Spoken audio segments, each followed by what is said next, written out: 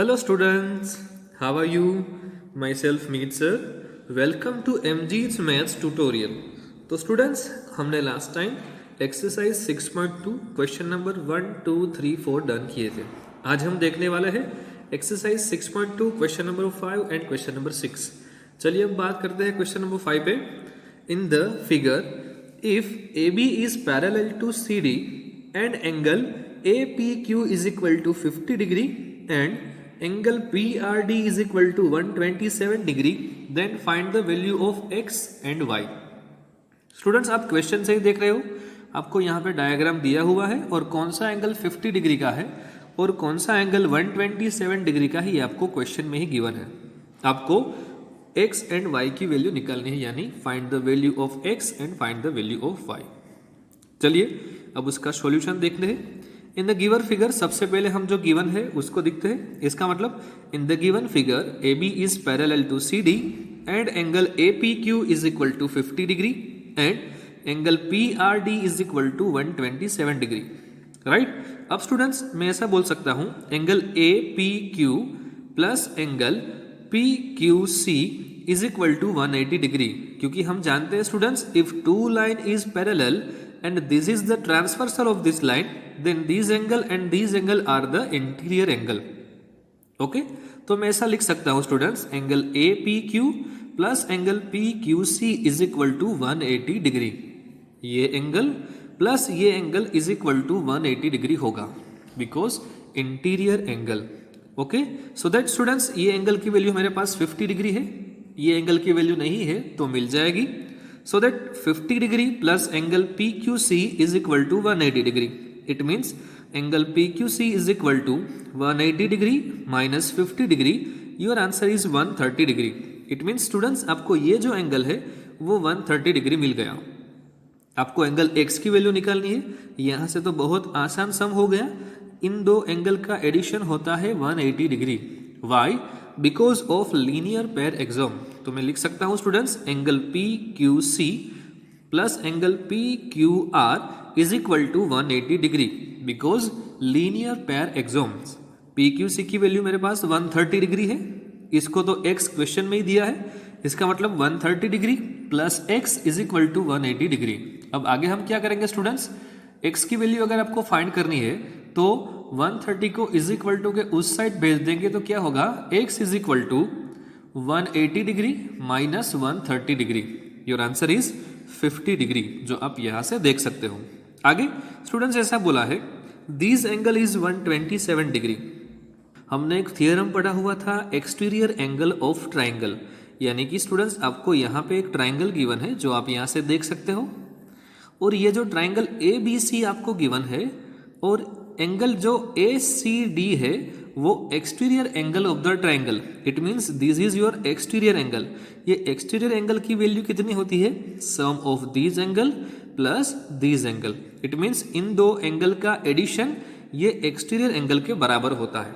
तो मैं ऐसा लिख सकता हूं students, also angle x plus y is equal to 127 degree because exterior angle of the triangle is equal to the sum of two interior angle. मैंने आपको यहाँ पे भी समझाया है. अगर डायग्राम में देखोगे स्टूडेंट्स तो यही होगा, angle x plus angle y is equal to 127 degree. Right. तो मैं ऐसा लिख सकता हूँ स्टूडेंट्स यहाँ से, x plus y is equal to 127 degree. x की वैल्यू मेरे पास है which is 50 degree. Then we put the value of x, it is 50 degree plus y is equal to 127 degree. It means your answer of y is equal to 127 degree minus 50 degree, then y is equal to 77 degree. आगे बात करते हैं students question number 6 पे. Question number 6 को आपको समझना बहुत ही इंपॉर्टेंट होगा. In a figure PQ and RS are two mirror placed parallel to each other. आपको यहाँ पे PQ एक मिरर गिवन है और दूसरा मिरर RS ऐसा गिवन है. राइट. वो दोनों मिरर एक दूसरे को पैरेलल है. An incident ray AB strikes the mirror PQ at point B.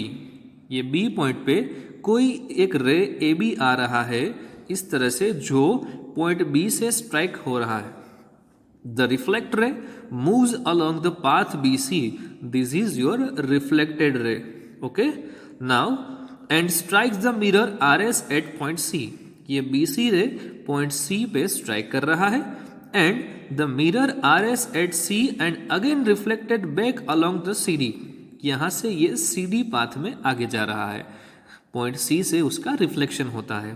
Prove that A B it means this is parallel to C D. ये दो लाइन एक दूसरे को पैरेलल है ऐसा आपको प्रूव करना है। स्टूडेंट्स ये समझने से पहले आपको साइंस का थोड़ा बहुत फंडामेंटल कंसेप्ट याद होना जरूरी है। आप पढ़ चुके हो students. If students any plane mirror is given and any incident ray is reflected at point B, it means students हम ऐसा बोल सकते हैं यहाँ से कोई ray A B point B में इंसिडेंट हुआ as well as ray B C is a reflected ray from point B to C. हम ऐसा जानते हैं स्टूडेंट्स, साइंस में हमने ऐसा पढ़ा हुआ है कि angle of incident is equal to angle of reflection. मतलब स्टूडेंट्स क्या होगा कि angle 4 is equal to angle 3। Again students ये बी सी रे है, ये ए बी के लिए रिफ्लेक्टेड रे है, लेकिन ये B C ray incident ray होगा ये सी डी के लिए। इसका मतलब स्टूडेंट्स क्या होगा कि ये जो आपको बी सी रे दिख रहा है this is incident ray and C D is reflected ray. Again students वहीं पे सेम कंसेप्ट यहाँ पे यूज होगा। At point C this is incident angle and this is reflected angle. आप यहाँ से देख सकते हो हमने ऐसा पढ़ा हुआ है स्टूडेंट्स कि angle of incident and angle of reflected both are equal.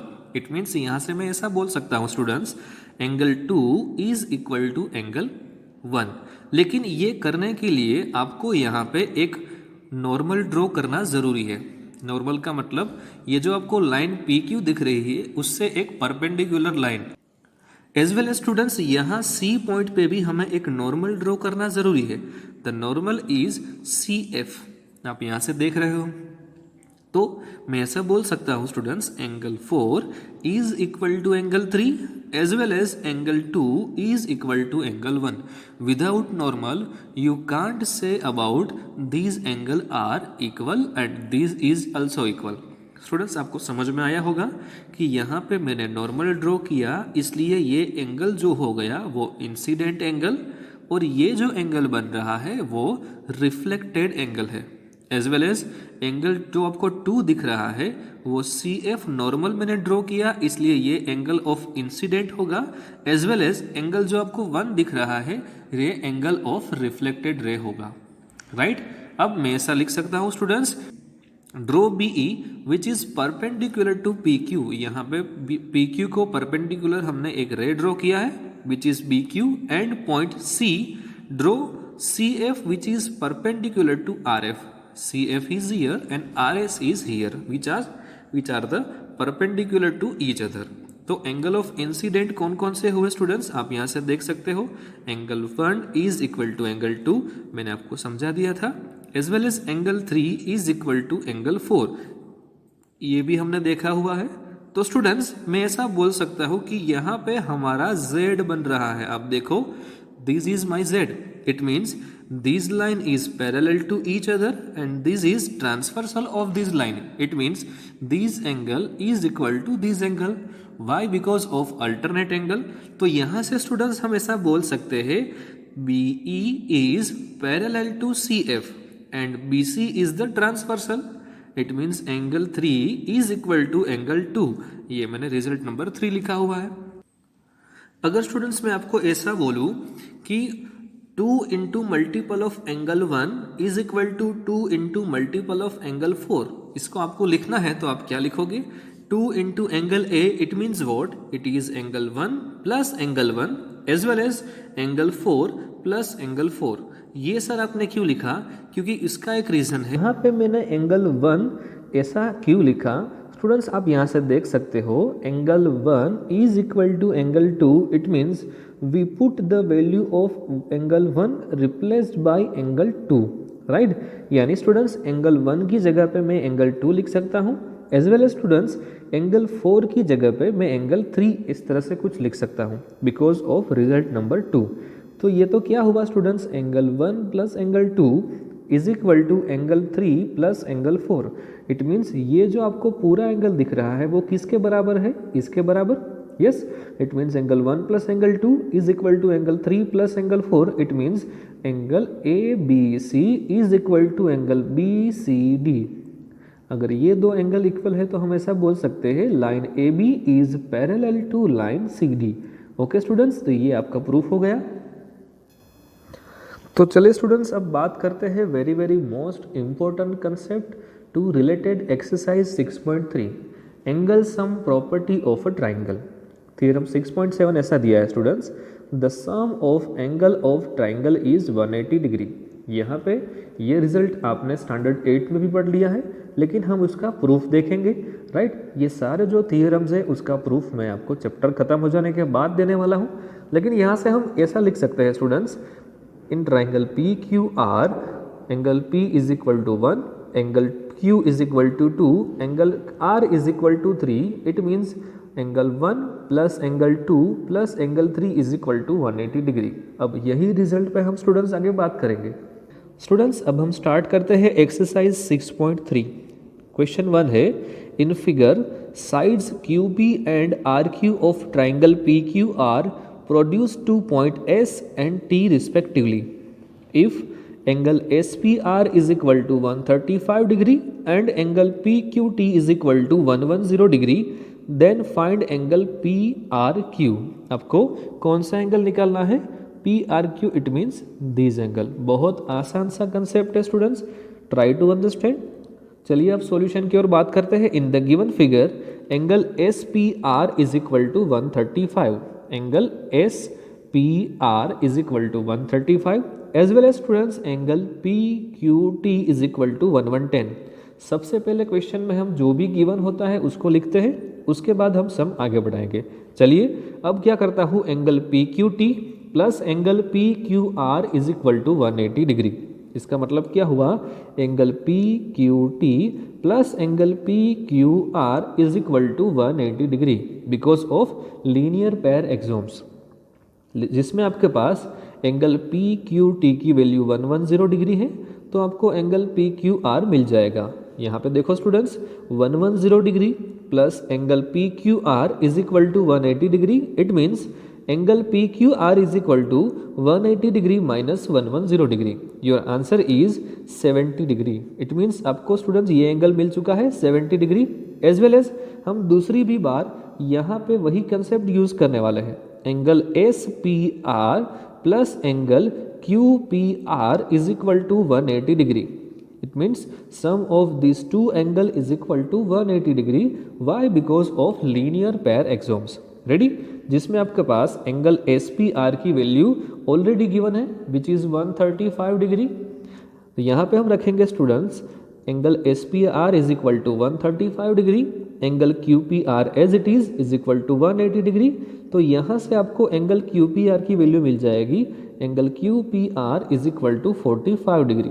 तो यहाँ पे मैं मेंशन कर देता हूँ दिस एंगल इज 45 डिग्री। अब स्टूडेंट्स आपके पास ट्राइंगल के दो एंगल है तो आपको तीसरा एंगल मिल सकता है। राइट, तो मैं क्या लिख रहा हूँ यहाँ पे, now in triangle PQR angle PQR plus angle PRQ plus angle QPR is equal to 180 degree. Why? Because of angle sum property of a triangle, जिसमें आपके पास PQR की वैल्यू 70 डिग्री है, angle PRQ as it is, angle QPR की value आपके पास 45 degree है is equal to 180 degree. अब इन दोनों का हम सम कर देंगे तो क्या होगा, it is 115 degree. It means students angle PRQ plus 115 degree is equal to 180 degree. Your answer of angle PRQ is 180 degree minus 115 degree which is 65 degree. Is it clear और not? Now next sum is question number 3। Question number 2 हम बाद में देखेंगे students. In a figure if AB is parallel to DE and angle BAC is equal to 35 degree and angle CDE is equal to 53 degree, then find the angle of DCE. Where is angle DCE? DCE आपको ये angle की value निकालना है। Right, आपको question में क्या given है वो सबसे पहले लिखेंगे हम students, AB is parallel to DE it means students these two lines are parallel to each other. तो यहाँ से हम बोल सकते हैं if these two line are parallel to each other it means AE is the transversal of this two line, right. तो यहाँ से स्टूडेंट्स मैं क्या करता हूँ, in given figure angle BAC is equal to CED, angle BAC is equal to angle CED। तो मैं ऐसा बोल सकता हूँ this angle is 35 and this angle is also 35। Why? Because of alternate angle. हमने पढ़ा है स्टूडेंट्स अल्टरनेट एंगल, इसका मतलब क्या होता है, यहाँ पे Z बनता है। तो मैं ये बोल सकता हूँ students angle CED is equal to 35 degree. तो यहाँ से CED की वैल्यू मुझे मिल गई 35 डिग्री। अब तो बहुत आसान सम हो गया स्टूडेंट्स ये। For the triangle CDE angle CDE plus angle DCE plus angle CED is equal to 180 degree. Why? Because of angle sum property of a triangle. So that angle value of angle CDE is equal to 53 degree as well as value of angle CED is equal to 35 degree and 180 as it is, जिसमें आपके पास angle DCE की value नहीं है जो आपको निकालनी है, राइट। अब इन दोनों का एडिशन करेंगे तो वो होगा 88 डिग्री। इट मीन्स स्टूडेंट्स यहाँ से आप देख सकते हो angle DCE plus 88 degree is equal to 180 degree. So that value of angle DCE is equal to 180 degree minus 88 degree which is 92 degree. This is your final answer students. Students, thank you for watching this video. If you like my video students, please like, share and subscribe my channel.